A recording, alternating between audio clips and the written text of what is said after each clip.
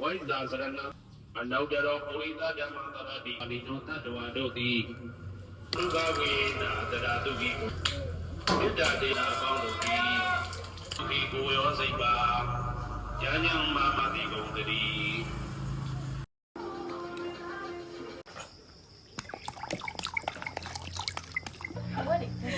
လိုက်ပြီးတော့လက်သူအိမ်မလေး ဘွားလို့ဆိုတော့ဒီဆမ်းမငါးကြီးမီးပါမှာ အချင်းနေမှာကျွန်မတည်တယ်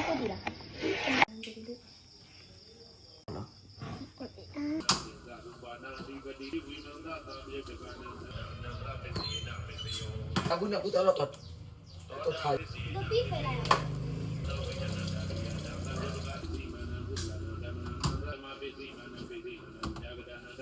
ပိစိမာနံပိစိမံယဂဒနာဓမ္မနာနာပိစိမာနံပိစိယောပိစိနာပိစိယောအသမေကသဓမ္မမနောတာရုယသဓမ္မမနောဝေဒနာတာရုယမ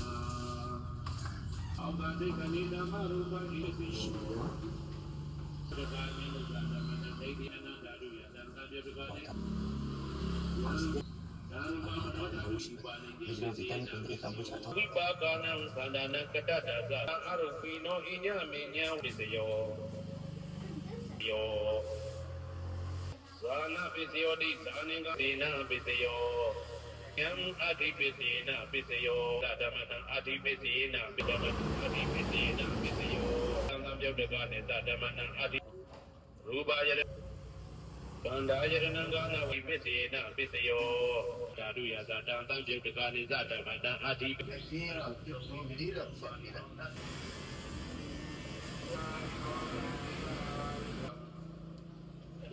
မပြတ်